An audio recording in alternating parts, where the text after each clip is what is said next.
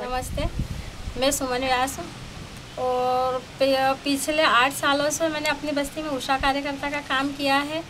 अब आंगनवाड़ी में सहायिका का काम कर रही हूँ और दूसरी बात एक संपूर्ण महिला समिति हमने बनाई है, उसमें कोषाध्यक्ष।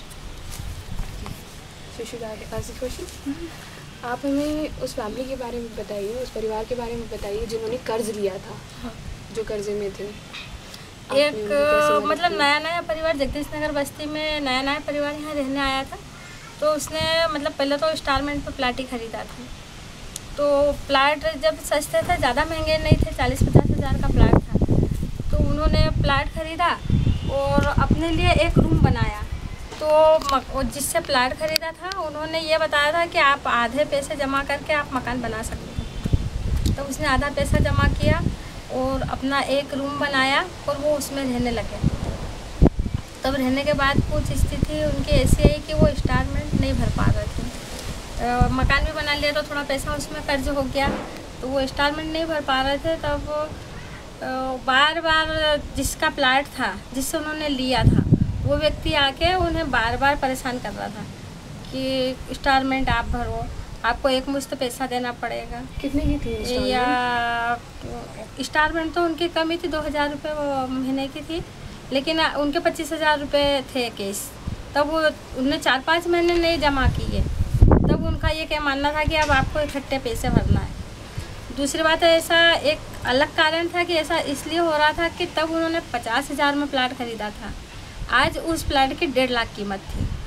तो प्लाट मालिक का मतलब ऐसी नीयत ख़राब हो रही थी कि ये मुझे प्लाट ही वापस कर देंगे तो मैं आज की स्थिति उसको 1.5 लाख में बेच दूंगा। इसलिए उनको ज़्यादा परेशान कर रहे थे।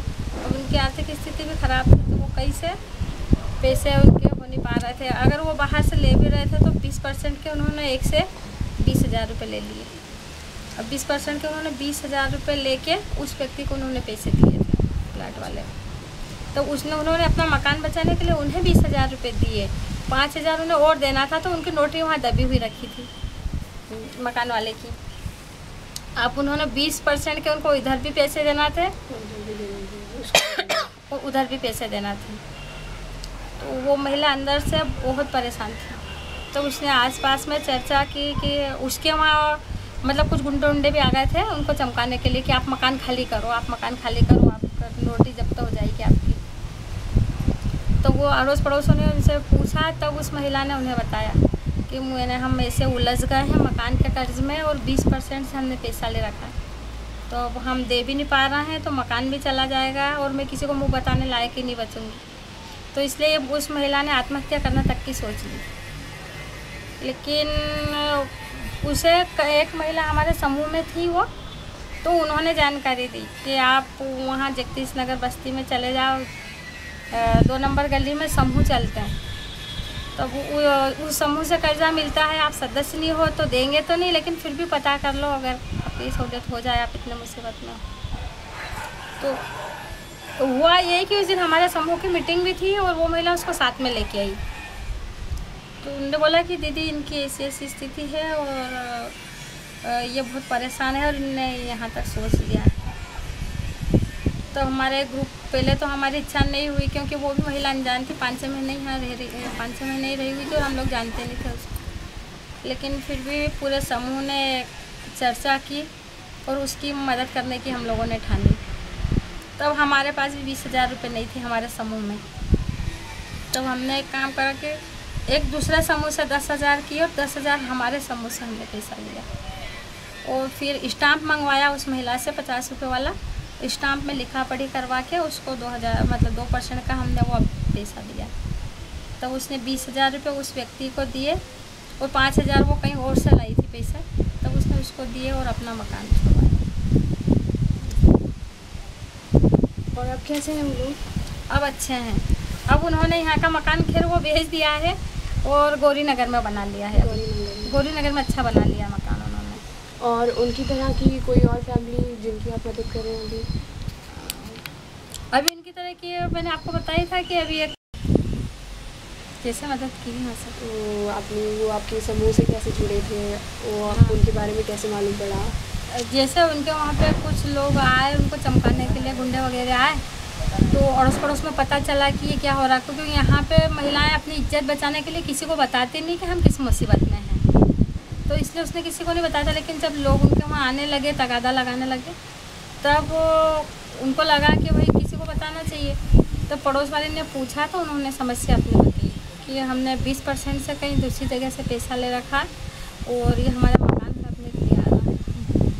अब वो मकान उनने पड़ोस वाले ने बोला कि आपने इतना कर्ज क्यों लिया इस पैसे से, तो उन्होंने बताया कि हम उनको कमरा भी बनाना था, क्योंकि उधर किराया दे रहे थे वो लोग, तो किराए से भी बच जाएंगे और फिर अपन इंस्टॉलमेंट में अपना घर का प्लाट हो जाएगा। तो वो उलझ गए, उनके पास कुछ भी चीज़ ऐसी नहीं थी कि जिससे वो अपनी मदद कर पाए, अपना मकान वापस कर ले, नोटरी बनवा ले।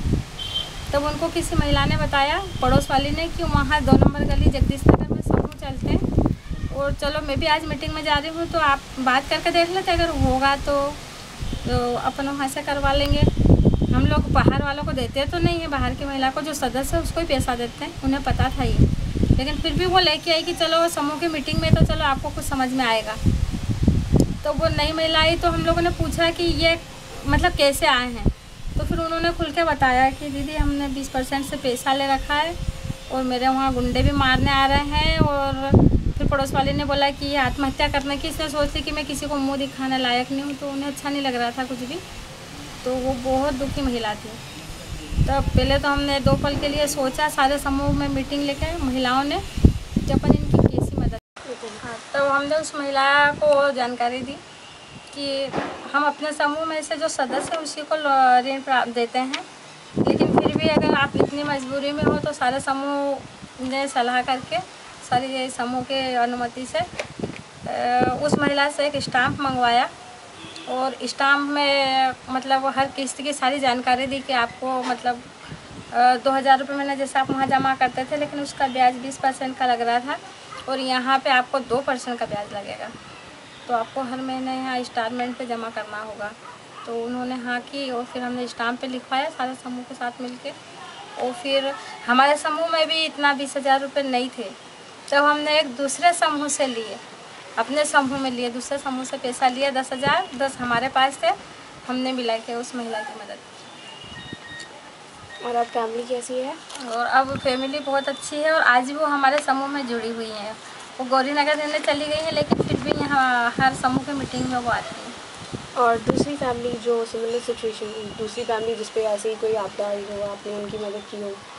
हाँ, एक मालती देवी न्यू जगदीश नगर में है, वो मतलब उनको भी मतलब कम ही दिन हुए थे, हमारे समूह की महिला थी वो, लेकिन 5-6 महीने हुए थे उनको समूह में जुड़े, और वो बिहार से आई थी महिला।